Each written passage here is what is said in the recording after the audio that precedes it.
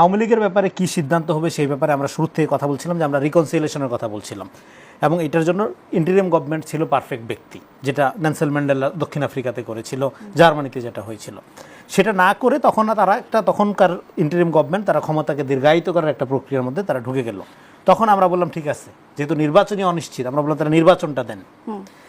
যেহেতু আওয়ামী লীগের কার্যক্রম তারা নিষিদ্ধ করলো, একটা পর্যায়ে তাদের আন্দোলন করলো এই এনসিপি এবং জামাত মিলে, এবং বিএনপি এই আন্দোলনে তখন যুক্ত ছিল না দেখে বিএনপিকে আওয়ামী দূষর এবং আওয়ামী লীগ বিএনপি এক, দুই সাপের একই বিষ, এরকম নানা রকম ডায়লগ আমরা শুনলাম।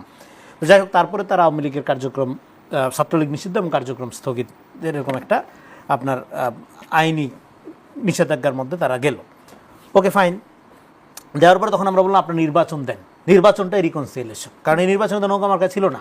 তার মানে কি নৌকা মার্কার লোক ভোট দেয় নাই? দিছে তো। আওয়ামী লীগের লোক ভোট দেয় নাই? দিছে তো। হয় দাঁড়িপাল্লায় দিছে, অথবা ধানের শীষে দিছে, অথবা অন্যান্য মার্কা যেগুলো ছিল কোনো দিছে। দেওয়ার মধ্য দিয়ে এই নির্বাচনটা একটা রিকনসিলিয়েশন হিসাবে কাজ করেছে। ফলে এখন আমরা যেহেতু একটা নির্বাচিত সরকারের অধীনে আছি এবং যে নির্বাচনে আওয়ামী লীগ অংশগ্রহণ করে নাই, ফলে রাজনৈতিকভাবে আমরা একটা পোস্ট আওয়ামী লীগ অবস্থার মধ্যে চলে আসছি, আওয়ামীবিহীন অবস্থার মধ্যে চলে আসছে। কারণ একটা গণতান্ত্রিক প্রক্রিয়ায় আরেকটা, এই প্রশ্নটা কেন, এটা অনেকে বলবেন তাহলে আওয়ামী লীগ নির্বাচনে অংশগ্রহণ করে নাই, এই জন্য কি আমরা পোস্ট আওয়ামী লীগ স্তরে চলে গেছি, এটা বলা ঠিক হবে কিনা, এটা নিয়ে বিতর্ক করা যাবে। কিন্তু আমি বলবো যে পোস্ট আওয়ামী লীগ বলা যাবে, আওয়ামী লীগ উত্তর বা আওয়ামী লীগ পরবর্তী পরিস্থিতিতে আমরা চলে আসছি। কেন? কারণ আওয়ামী লীগ নির্বাচনে ফিরতে চায়, তার কোনো লক্ষণ তো আওয়ামী লীগের দিক থেকে নাই। আপনি চাইলে কি হবে, নির্বাচনে এরকম একটা গণহত্যা এবং ফ্যাসিবাদ কায়েম করার পরে নির্বাচনে ফিরে আসার নজির তো আছে পৃথিবীতে। কিন্তু তারা কি করছিল? উদাহরণ দিই, ইন্দিরা গান্ধী ভারতের গণতন্ত্রকে নিয়ে নানা রকম ক্রিটিক সত্ত্বেও এটাকে একটা ইনস্টিটিউট আকারে অনেকে প্রশংসা করে। তার যে মেকানিজম, তার যে সেট আপ, তার যে অর্গানাইজেশন, তার যে প্রাতিষ্ঠানিক রূপায়ণ, সেটাকে ডিস্ট্রয় করে না ইন্দিরা গান্ধী জরুরি অবস্থা জারি করার মধ্য দিয়া এবং লৌহ মানবী হওয়ার মধ্য দিয়া। তারপরে সে কংগ্রেস তো রাজনীতি করছে, জনগণের কাছে আবার ফিরে গেছে। কিভাবে ফিরে গেছিল? জনগণ ভুলটা স্বীকার করছিল তো। তারপরে এই ধরনের বক্তব্য আসলে রাজনীতিতে কেমন প্রভাব, আমরা একটু বিরতিতে যেতে হবে, আবারও আসবো আপনাদের দুজনের কাছে। এই রাজনীতিতে কি ধরনের প্রভাব ফেলতে পারে এই ধরনের বক্তব্য, এটি নিয়ে আলোচনা করব। জি, এক সেকেন্ডে যা। তাহলে ফলে আওয়ামী লীগ চায় কিনা এই প্রশ্নটা বাদ রেখে এখন উপদেষ্টা সাহেব আমাদের জাহিদ ভাই যেটা বললেন, এই বক্তব্যটা একদিক থেকে সঠিক, অন্য দিক থেকে বিভ্রান্তিকর। এই প্রসঙ্গে আসবো। জি দর্শক, দেশ সন্ধ্যা থেকে নিচ্ছি একটি বিরতি, সঙ্গেই থাকবেন।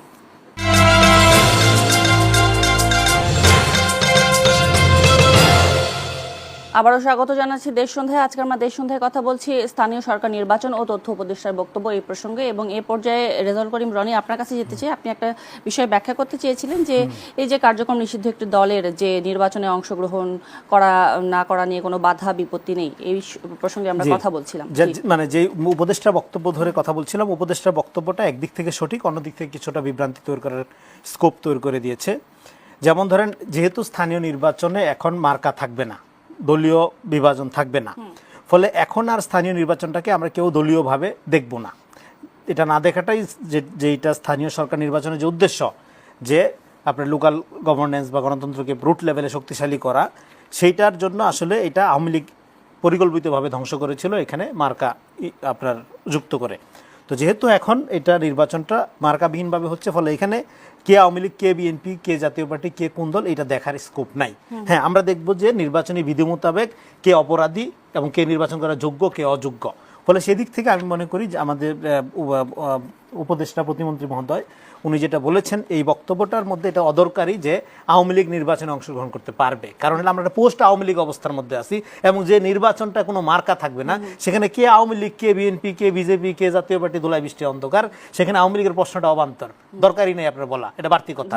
হ্যাঁ, ফলে এদিক থেকে বিভ্রান্তি যে সুযোগ আছে। কারণ আমরা যে একটা পোস্ট আওয়ামী লীগ অবস্থায় আসছি, এটা হয়তো উনি আমলে নেন নাই, যদি নিতেন এটা বলেন। আর একটা শরীফ ভাই যেটা বলেন, হ্যাঁ বিএনপির নেতৃস্থানীয় কেউ বললে হয়তো এটা এই যে বিভ্রান্তির কথা আমরা বলতেছি সেটা হয়তো কাটানো সম্ভব হইতো, এটা সঠিক বলেছেন। কিন্তু যেহেতু বিএনপি একটা লিবারাল ডেমোক্রেটিক দল, এবং এই দলে এমন অনেক লোক আছে যারা সরাসরি ইভেন রাজনীতির সাথেই জড়িত না, হ্যাঁ দেখবেন তারাও সরকারের গুরুত্বপূর্ণ পদে আছে, সরকার জাতীয় স্বার্থে ইনকর্পোরেট করে, এরকম লোকটা এটা বিএনপির এটা জিয়া রহমান সাহেব করছে, খালেদা জিয়াও করছে, এখন আছে। ফলে এখন আরেকটা হলো যেখানে আওয়ামী লীগকে দেখেন, জামাতকে নিয়ে আওয়ামী লীগ যে রাজনীতিটা করছে প্রপারলি ডিল না করে, ৭১-এর যুদ্ধ অপরাধ, তার মানবতা বিরোধী অপরাধ, এগুলোকে ডিল না করে এগুলো নিয়ে যে রাজনীতি করা, বিচার আপনার যে মানে বিচার নিয়ে রাজনীতি যেটা করছে তারা করার মধ্য দিয়ে এখানে যে ফ্যাসিবাদ কায়েম করছে, একইভাবে আওয়ামী লীগকে এখানে প্রপারলি ডিল না করে তাদের যারা আওয়ামী লীগ সমর্থক তাদের মানবিক মর্যাদা, নাগরিক অধিকার এগুলোকে প্রোটেক্ট না করে এখানে আওয়ামী লীগকে যদি একটা আবার এরকম একটা ভিকটিম বানানো হয়, তাহলে ভিকটিম বিকাম কিলার্স। এটা সমাজকে হিলিং করবে না, জাতি গঠনের ক্ষেত্রে একটা বড় অন্তরায় হিসেবে কাজ করবে। এই পর্যায়ে শরীফুজ্জামান শরীফ আপনার কাছে জানতে চাই যে আপনিও কি মনে করেন কিনা যে উপদেষ্টার বক্তব্য কোনো কনফিউশন সৃষ্টি করছে বা করবে কিনা। তার সাথে আরেকটু যুক্ত করতে চাই যে আসিফ মাহমুদ সজীব ভুঁইয়াও কিন্তু বলেছেন যে কার্যক্রম নিষিদ্ধ থাকা দল হিসেবে আওয়ামী লীগ স্থানীয় সরকার নির্বাচনে অংশ নিতে পারে না। এর সাথে তিনি আরও বলেছেন যে সরকারের ভেতরেই ভিন্নমত রয়েছে, এক পক্ষ বিরোধিতা করছে, আবার আরেকজন উপদেষ্টার শর্ত সাপেক্ষে অংশ নেওয়ার কথা বলছেন। এতে সরকার নিজেই দলটির অংশগ্রহণ নিয়ে ধোঁয়াশা তৈরি করছে। আপনি আসলে কিভাবে এটার ব্যাখ্যা করবেন? ধন্যবাদ। প্রথমত সজীব ভুঁইয়ার বক্তব্যের অংশটায় আসি। তারা আওয়ামী লীগ নিয়ে খেলার চেষ্টা করেছে। আপনার মনে থাকার কথা, নির্বাচনের আগে দেশের বিভিন্ন জায়গা থেকে ভালো আওয়ামী লীগের জনপ্রতিনিধি এই কথা বলে তাদেরকে খুঁজে খুঁজে ঢাকায় এনে তাদের সাথে সভা সমাবেশ করা, এই ঘটনাটা আমরা জানি। অর্থাৎ তখন পর্যন্ত যাদের সাথে তাদের সম্পর্কটা ভালো ছিল, এবং কারো কারো ভাষ্য হলো এই প্রক্রিয়ার মধ্যে অনেকেই যুক্ত হয়েছেন এবং তার জন্য তারা কিছু ইনভেস্টও করেছেন পিঠ বাঁচানোর জন্য, এবং সেই সভায় যারা এসেছিলেন তাদের অনেকের বিরুদ্ধে অনেক ধরনের অভিযোগ ছিল। অর্থাৎ সজীব ভুঁইয়ারা যখন পতাকাওয়ালা গাড়িতে ঘুরেছেন তখন এই জায়গাগুলো আজকে যে নীতির কথা বলছেন এই নীতির কথা অনেকগুলো জায়গায় তারা অ্যাপ্লাই করেননি। আওয়ামী লীগের সময় সিটি কর্পোরেশনে যে কর্মকর্তাটি দুর্নীতির দায়, আওয়ামী লীগ দুর্নীতির বিরুদ্ধে দুর্নীতির কারণে শাস্তি দিতে গিয়েছিল, সাসপেন্ড করেছিল, তাকে সজীব ভুঁইয়া ঢাকা ওয়াসার চিফ ইঞ্জিনিয়ার নিয়োগ করেছেন অনেক প্রসিডিওর অমান্য করে। সুতরাং তার মুখ থেকে এই কথাগুলো শুনলে হাসি পায়। দ্বিতীয় জায়গাটা হচ্ছে, এটি হচ্ছে আসল জায়গা, যে নির্বাচনটাকে আসলে কোনো রাজনৈতিক দলের পরিচয় নিয়ে হচ্ছে কিনা। যেহেতু হচ্ছে না, সেহেতু কে কোন দলের প্রতিনিধি এটি আইডেন্টিফাই করবেন আপনি কিভাবে, এবং এর ভেতর থেকে যেমনিভাবে সংকটটা বাড়বে এবং এর ভেতর থেকে আরেকটা সম্ভাবনা তৈরি হবে যে এদেরকে অমুক পৌরসভায় একজন জনপ্রিয় প্রার্থী আছেন, তিনি নির্বাচনে বিজয়ী হয়ে যেতে পারেন। ওই পৌরসভায় তিনি কোনো দলের সঙ্গে যুক্ত নন, ওই পৌরসভায় সরকারি দলের একজন প্রার্থী আছেন, একাধিক প্রার্থী আছেন, এবং তাদের সাথে প্রতিদ্বন্দ্বিতা হতে পারে, এবং সরকারি দলের যে ইনি তিনি হেরেও যেতে পারেন। সুতরাং ওই যে প্রার্থী তাকে যদি বসিয়ে দেওয়া যায় তাহলে পদ নিয়ে যে যারা বিএনপি করছেন তাদের পক্ষে বিজয় লাভ করা সহজ হবে। এখন আমি ওই ব্যক্তিটির 15 বছর আগে, 14 বছর আগে, 13 বছর আগে উনি এমপির পাশে দাঁড়িয়ে একদিন সেলফি তুলেছিলেন অথবা বিজয় দিবসের অনুষ্ঠানে মঞ্চে ছিলেন, আমি ওই কথাটা বলে তাকে যদি আওয়ামী লীগের দোসর বানিয়ে নির্বাচন থেকে বের করে দেই, তাহলে নির্বাচনটা কি ফেয়ার হলো? নির্বাচনটা কি ক্রেডিবল হলো? এই এক ধরনের একটা হয়রানিমূলক ব্যবস্থা এখানে ফিরে নিয়ে আসার একটা সুযোগ থাকে। শরীফুজ্জামান শরীফ, আপনি যে সংকটের কথাটা বললেন, এইটা নিয়ে কি সরকার ভাবছে বলে আপনি মনে করেন? আমার কাছে এখন পর্যন্ত যেটা মনে হয়, আমি গত পরশুদিন অথবা গতকালকে বিএনপি দলীয় একজন এমপির কথা শুনছিলাম একটা টেলিভিশনে। তিনি সেখানে কিছুটা উষ্মা প্রকাশ করেছেন যে এই বিষয়টা আমরা এখন পর্যন্ত রাজনৈতিকভাবে সিদ্ধান্ত নেইনি, আর এরপরে, এবং সেটি বক্তব্যটা নিয়ে একটা ফটোকার্ডও এসেছে যে আওয়ামী লীগকে তো আমি এখন কোনো রাজনৈতিক দল হিসাবেই দেখি না, সুতরাং এই নির্বাচনে এবং এই আলোচনাটা আসার কি দরকার ছিল, এবং দ্বিতীয়ত যে এই বক্তব্যটা যদি আসেও কারা নির্বাচনে অংশগ্রহণ করবে এটা বিএনপি রাজনৈতিকভাবে এই সিদ্ধান্তটা আসা উচিত, তা না হলে আমাদের মধ্যে এক ধরনের বিভ্রান্তি তৈরি করবে। ধন্যবাদ, আপনার বক্তব্য পরিষ্কার। রেজাউল করিম রনি, আপনার কাছে জানতে চাই এবার যে আমরা আবার দেখলাম যে প্রধান নির্বাচন কমিশনার বক্তব্য দিয়েছেন, মানে বক্তব্য এই ধরনের এসেছে যে এবারে স্থানীয় সরকার নির্বাচনে রক্তপাত হতে পারে। বিষয়টিকে আসলে কিভাবে দেখছেন আপনি তার বক্তব্যকে? দেখেন, রক্তপাত হতে পারে, যে কোনো নির্বাচনে সহিংসতার একটা সম্ভাবনা থাকে, এটা উনি হয়তো সম্ভাবনার কথা বলেছেন। আর ওভারঅল আইন শৃঙ্খলা রক্ষার অবস্থার নিয়ে নানা রকম আলোচনা হচ্ছে ইদানিং। আইন শৃঙ্খলা রক্ষার অগ্রগতি আরও হওয়া দরকার, এবং যেটা হচ্ছে এটা ক্রমশ হচ্ছে, স্লোলি হইলেও হচ্ছে। কারণ আপনারা জানেন যে দীর্ঘ 18 বছর এবং তারপরে গণঅভ্যুত্থান এবং তারপরে 18 মাসের যে অস্থিরতা এনার্কি একটা মবময় সময়, সেই সময় পার করা এবং তাদের একটা বড় অংশ এখন বিরোধী দলের রাজনৈতিক আপনার ভূমিকায় থাকার কারণে আপনি যত সহজেই মনে করেন যে আপনার এই সমস্ত অবস্থান, হ্যাঁ, এই রাজনৈতিক হঠকারিতা বা মব বা সহিংসতা বা অস্থিরতা, হ্যাঁ, যত দ্রুত এখানে মীমাংসা করার আকাঙ্ক্ষা ছিল বা আশা ছিল তত দ্রুত আসলে করা যায় না। কেন করা যায় না? একটা উদাহরণ দিয়ে ধরেন, এই যে ইসলামী ব্যাংক নিয়ে এখন যা হচ্ছে আপনি দেখেন, ইসলামী ব্যাংকের সামনে প্রথমে বলা হইলো যে গ্রাহকরা এখানে মব করছে, একজন গ্রাহক ফোরাম আমরা শুনছি, গ্রাহক ফোরাম নানা রকম আছে। এখন পৃথিবীর ইতিহাসে কোথায় ব্যাংকের পরিচালককে, ডিরেক্টরকে, ব্যাংকের আপনার মালিকানাকে, এটা নিয়ে গ্রাহকরা আন্দোলন করে বা গ্রাহকদের মাথা ব্যথা হয়? গ্রাহকদের মাথা ব্যথার বিষয় হয় তার জামানত ঠিক মতো পাবে কিনা, জামানত সুরক্ষিত আছে কিনা সেটা। পরিচালককে এটা কখনোই কোনো গ্রাহকের মাথা ব্যথার ইস্যু না, গ্রাহকের ইস্যুই না। বলে যেটা গ্রাহকের ইস্যু না সেটাকে গ্রাহকের ইস্যু বানায়া নিজেদের রাজনৈতিক লোকজনকে দিয়ে এই যে একটা কৃত্রিমভাবে আন্দোলন তৈরি করা, এটা এই যে মডেলটা আমরা দেখে আসতেছি যে গুপ্ত পর্দার আড়ালে থাকার যে সংস্কৃতি, এটা গোটা রাজনৈতিক পরিবেশকে বিষয়ে তুলতেছে। এইটা রেখে কখনোই একটা গণতান্ত্রিক দেশ হইতে পারে না। এই যে আইন শৃঙ্খলার উন্নতি এগুলো আশা করেন, আবার এরকম গুপ্ততার রাজনৈতিক সংস্কৃতি রেখে দিবেন, হবে না, হবে না, কোনোভাবেই হবে না। কারণ হইলো এইটা আপনি যখন এই যে আন্ডারকভার কাজ করার বা বিভিন্ন জিনিস করার সুযোগ পাবেন, তখন আপনি আসল অপরাধীকে চিহ্নিত করতে হিমশিম খাবে সরকার, যে সরকারই আসুক সেটা। তো ফলে এই যে জিনিসগুলো, এবং আপনার একটা ধরেন ঢাকা ব্যাংকের মালিকানার একটা অংশ আছে মির্জা আব্বাসের, তাহলে ঢাকা ব্যাংকের সমস্ত লোক ছাত্রদল থেকে নিয়োগ দেই আমরা, কেমন হবে জিনিসটা? আচ্ছা, এই ব্যাংক, যে কোনো ব্যাংক বা প্রতিষ্ঠান বেসরকারি হইলো, সেটার গ্যাস কি ওই মালিকানা ওই প্রতিষ্ঠানের, ওই রাজনৈতিক দলের, ওই মতাদর্শের? জাতীয় সম্পদ ব্যবহার করে। বিদ্যুৎ কি জামাতের? তাহলে একটা প্রতিষ্ঠানে কি করে শুধুমাত্র একটা দলের ক্যাডারকে অর্থনৈতিকভাবে প্রতিষ্ঠিত করার ক্ষেত্রে ব্যবহার হইতে পারে? এটা তো কোনো গণতান্ত্রিক দেশে হইতেই পারে না এটা। হ্যাঁ, রাজনৈতিক যে কোনো চাকরির ক্ষেত্রে, সরকারি বেসরকারি চাকরির ক্ষেত্রে আপনার জেন্ডার, রাজনৈতিক মতাদর্শ, হ্যাঁ, কাস্ট, শ্রেণী, ধর্ম, এগুলোর বাইরে যোগ্যতার ভিত্তিতে চাকরি হবে। এটাই গণতান্ত্রিক নিয়ম সারা পৃথিবীতে। তো এটা আপনার করতে হবে। এখন এইটা আপনি করতে দিচ্ছেন না, আপনি আপনার চিন্তার বাইরের লোকদের অপসারণ করতেছেন, হাজার হাজার লোকদেরকে আপনি চাকরিচ্যুত করতেছেন বিভিন্ন সুতা দেখায়। হ্যাঁ, ফলে আপনি এই যে অন্তরে এক মুখে আর এক, এই যে মুনাফিকি, এই রাজনৈতিক মডেলটা সমাজকে একটা অস্থিরতার মধ্যে আটকে। কিন্তু আমরা তো আবার নানা আইন কানুন বানাচ্ছিও। আইন কানুন লাগবে না আপনার? আপনি কিন্তু আমরা কি সেগুলো মানছি নাকি? আইন কানুন রাইট, আইন কানুন যেমন লাগবে যথার্থ জনগণকে প্রোটেক্ট করার জন্য, আবার সেই আইন কানুন মানার মতো পরিস্থিতি তৈরি করতে হবে, মানার মতো ফোর্স তো লাগবে।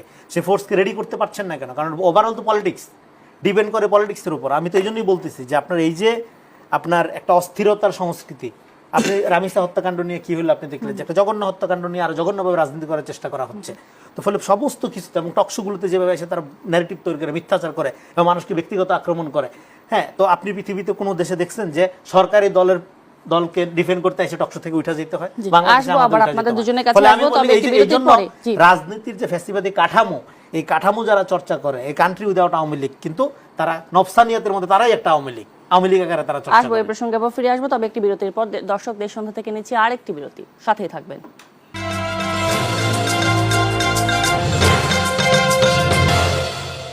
আবারও স্বাগত জানাচ্ছি দেশ সন্ধ্যায়। আজকে আমরা দেশ সন্ধ্যায় কথা বলছি স্থানীয় সরকার নির্বাচন ও তথ্য উপদেষ্টার বক্তব্য এই প্রসঙ্গে, এবং এ পর্যায়ে শরীফুজ্জামান শরীফ, আপনার কাছে শুনতে চাই যে সবকিছু মিলিয়ে যে তথ্য উপদেষ্টা স্থানীয় নির্বাচন নিয়ে বক্তব্য, আরেকদিকে প্রধান নির্বাচন কমিশনের আশঙ্কা যে সংঘাত হলেও হতে পারে, আবার একই সাথে বাস্তবতা এটাও যে দেশের আইন শৃঙ্খলা পরিস্থিতিকেও তো আমলে নিয়ে কথা বলতে হবে, কারণ আমরা কিছুদিন পরপরই দেখতে পাই যে মব সন্ত্রাস মাথাচাড়া দিয়ে উঠছে।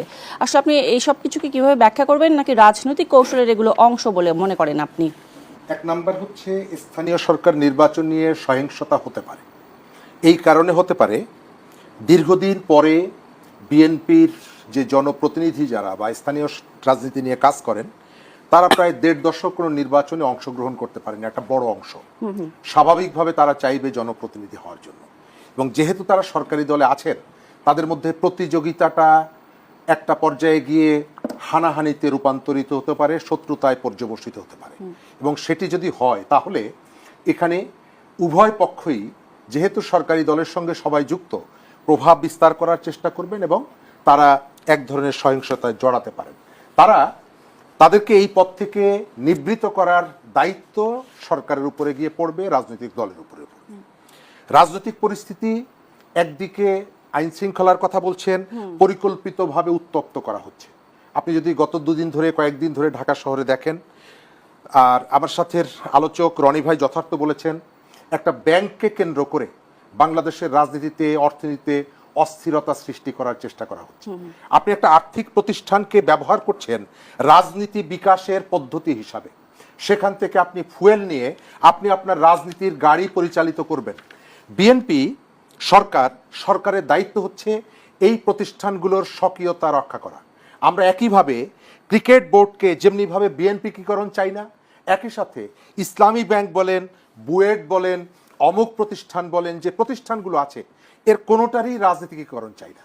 সেই জায়গা থেকে ইসলামী ব্যাংকে একজন কর্মকর্তা নিয়োগ করা হয়েছে এবং খুব পরিকল্পিতভাবে সেটিকে টুইস্ট করে মানুষকে বিভ্রান্ত করার চেষ্টা হচ্ছে। আমরা এখানে যারা আছি অথবা আমাদের যে দর্শক যারা, প্রত্যেকের সাথে ব্যাংকের একটা সংযোগ আছে, আমাদের অ্যাকাউন্ট আছে।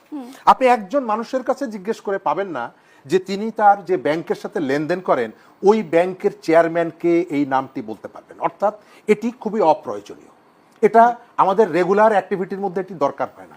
কিন্তু সেটিকে উপলক্ষ করে, সেটিকে উদ্দেশ্য করে এবং সেটিকে ইস্যু বানিয়ে যে প্রক্রিয়া এবং পদ্ধতি অবলম্বন করা হচ্ছে এবং যেভাবে হুমকি দেওয়া হচ্ছে এবং এক ধরনের চাপ তৈরি করা, সোশ্যাল মিডিয়ায় এসে ভিডিও কল দিয়ে দেখানো হচ্ছে এই ব্যাংকে আমার এত টাকা ছিল, সেই টাকা আমি তুলে নিয়ে যাচ্ছি, অর্থাৎ সরকারকে ব্ল্যাকমেল করা হচ্ছে। আমরা অনুরোধ করব এই জায়গাটায় কোনো প্রতিষ্ঠান, সেটি ইসলামী ব্যাংক হোক, সেটা ঢাকা ব্যাংক হোক, সেটা বুয়েট হোক, ক্রিকেট বোর্ড হোক, এই যে প্রতিষ্ঠানগুলো আছে, শিল্প প্রতিষ্ঠান, বাণিজ্যিক প্রতিষ্ঠান, শিক্ষা প্রতিষ্ঠান, অর্থনৈতিক প্রতিষ্ঠান, এগুলোর যে স্বকীয়তা এটি রক্ষা করা, এটাকে রাজনীতির কাজে ব্যবহার না করা এবং এই প্রতিষ্ঠানগুলোতে নিয়োগ থেকে শুরু করে গতকালকে স্বরাষ্ট্র উপদেষ্টা মন্ত্রী বেশ কতগুলো অভিযোগ এনেছেন। আমি এর মধ্যে অনেকগুলো অভিযোগের সাথে একমত। আমরা গত নির্বাচনে অনেক জায়গায় দেখেছি একেবারে ছোট ছোট পদে চাকরি করেন একটা কিন্ডারগার্টেনের প্রিন্সিপাল, তিনি নির্বাচনে কোটি কোটি টাকা খরচ করছেন। এই টাকার উৎস কি? এগুলো অনুসন্ধান করতে হবে। ইসলামী ব্যাংক একটা ঐতিহ্যবাহী প্রতিষ্ঠান, জনগণের ভালোবাসা পেয়েছে, কিন্তু তার মানে এই না যে এটিকে রাজনৈতিক কাজে ব্যবহার হবে। আর একই সঙ্গে এই প্রতিষ্ঠানটা যাতে অন্য 10টি প্রতিষ্ঠানের মতন ধসে না পড়ে সেদিকেও সরকারকে খেয়াল রাখতে হবে। জি, অসংখ্য ধন্যবাদ শরীফুজ্জামান শরীফ। এই পর্যায়ে রেজাউল করিম রনি, আপনি কোনো কিছু যুক্ত করতে চান কিনা? বিশেষ করে শরীফ ভাই যেটি বললেন যে রাজনীতি বিকাশের যে পদ্ধতি অবলম্বন করা হচ্ছে, এটি আসলে কতটুকু যৌক্তিক? না, যেমন ধরেন যে তথ্যগুলো আসলো সংসদে, আমরা স্বরাষ্ট্রমন্ত্রীর বক্তব্যে যে তথ্যগুলো শুনলাম, 5 তারিখের পরে 11,000 কোটি টাকা আরডিএস এর নামে দেওয়া হয়েছে এবং পরে ইলেকশনের আগ মুহূর্তে আবার 11,000 কোটি টাকা, মানে 22,000 কোটি টাকা দেওয়া হচ্ছে। তাহলে আপনি অর্থের কালো টাকার ব্যবহার নির্বাচনে, তারপর নির্বাচনে অর্থ ব্যবহার করে ভোট মেনুবারিং করা, হ্যাঁ, এগুলো সবগুলো তো আওয়ামী কালচার। আওয়ামী লীগ তো এগুলিই করতো, বা এগুলোই তো একটা ফ্যাসিবাদী কাঠামো তৈরি করা এবং জনগণের ক্ষমতায়ন, তারপরে গণতন্ত্র, যেগুলো গণঅভ্যুত্থানের আকাঙ্ক্ষা, এগুলো সবগুলোর বিরুদ্ধে। আপনারা ইলেকশনের আগে বিভিন্ন জায়গা থেকে টাকা উদ্ধার হইতে তো দেখছেন। তো ফলে সেই তথ্য এবং আজকের যে তথ্যগুলো বেরিয়ে আসে এগুলোর মধ্যে একটা মিল আছে। আমি মনে করি যে এখানে গণতন্ত্র বিকাশের জন্য একটা গণতান্ত্রিক রাজনৈতিক শক্তি আমাদের দরকার, কিন্তু দুর্ভাগ্য হলো আমরা এমন বিরোধী শক্তি পেয়েছি যারা একটা আওয়ামী কাঠামোর মধ্যে রাজনীতি করে, যারা নতুন বন্দোবস্তের কথা বলে এবং এই নতুন বন্দোবস্তে নতুন শুধুমাত্র এই যে শব্দটা, আর সবই হইলো পুরানা, সব হয় আওয়ামী লীগের মতো অথবা আওয়ামী লীগের চেয়ে খারাপ। হ্যাঁ, আর শুধু এই নতুন বন্দোবস্ত শব্দটাই নতুন, আর এর বাইরে নতুন কিছু তারা এই এতদিনের কর্মকাণ্ডে দেখাইতে পারে নাই। তাহলে রনি সাহেব, এই জায়গা থেকে আসিফ মাহমুদ সজীব ভুয়া যেটা বলেছেন যে আওয়ামী লীগের একটি অংশ এখনো সরকারে আছে বলে এই ধরনের দ্বিধা তৈরি হচ্ছে, আপনি এটাকে তাহলে কিভাবে ডিফেন্ড করবেন? আওয়ামী লীগের সরকার অংশ কারা রাখছে? গণঅভ্যুত্থানের পরে সরকারে কারা ছিল? এটা আসিফ মাহমুদ সজীব ভুয়া যদি বলে, দায়িত্ব তার আগে নিতে হবে। সরকার তো আপনার গণঅভ্যুত্থানের পরে তো সরকারে গিয়ে বিএনপি বসে নাই, সরকারে গিয়ে তো তারা বসছে। তাহলে প্রশাসন বা যে জায়গায় আওয়ামী লীগ ছিল এখন তারা বলতেছে সেটা আওয়ামী মুক্ত করার দায়িত্ব কাদের ছিল? তাদের ছিল, তারা তো করেনি। তখন তারা যে মডেল বাইছে নিছে, আওয়ামী লীগের মডেল, যে আমাদের সাথে থাকলে ভালো, আমাদের সাথে না থাকলে খারাপ, সাথে থাকলে সঙ্গী, না থাকলে জঙ্গি মডেল বাইছে নিছে তারা। তো ফলে এই তাদের কথার তো কোনো মূল্য আমি মনে করি মানুষ দেয় না। মানুষ তো, কারণ তাদের কথার সাথে কাজের কোনো মিল নাই, তারা এক এক সময় এক এক কথা বলে এবং তারা নিজেদের যেটা কাজ, নিজেদের যেটা কর্তব্য ছিল সেটা এখন অন্যের ঘাড়ে চাপাচ্ছে। এখন দেখেন বাংলাদেশের মানুষের রিয়েল ক্রাইসিস হলো অর্থনৈতিক ক্রাইসিস, জব ক্রিয়েশন, স্বাস্থ্য, চিকিৎসা, আইন শৃঙ্খলা, এগুলো নিয়ে কোনো কথা নেই। কথা হচ্ছে শুধুমাত্র আপনার যার যার রাজনৈতিক ফায়দা হাসিল করার জন্য কে কত খারাপ, কে কত ভালো, এগুলো তৈরি করা এবং নিজেরা পর্দার আড়ালে থেকে নানা রকম অ্যাক্টিভিটি চালানো। ফলে এই অবস্থার থেকে রাজনীতিকে মুক্ত করতে হবে এবং বিএনপির সামনে যে টাস্কটা এবং সামনে বাজেটের মাস বাজেট আসবে সেক্ষেত্রে মূলত বিএনপিকে যেটা করতে প্রথম হলো পুনরুদ্ধার, আগে হলো স্ট্যাবিলিটি ফেরত আসতে হবে, তারপরে হলো পুনর্গঠন, তারপরে হলো প্রবৃত্তি।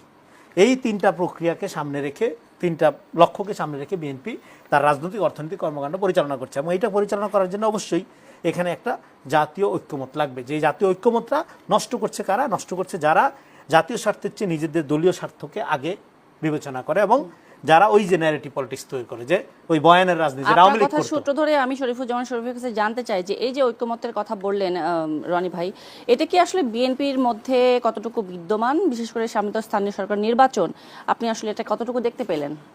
জাতীয় রাজনীতিতে বিএনপির সমালোচনা করার মতন অনেক জায়গা আছে। আবার বিএনপি এবার গণ-অভ্যুত্থানের পরে তারা রাজনীতিতে একটা সংস্কৃতির পরিবর্তনের চেষ্টাও করেছে। আপনি এই প্রথম দেখছেন যে দেশের প্রধানমন্ত্রী তিনি ছোট বড় দল না, যারকে প্রয়োজন মনে করছেন তার বাড়ি থেকে যাচ্ছেন, তাদের সাথে কথা বলছেন।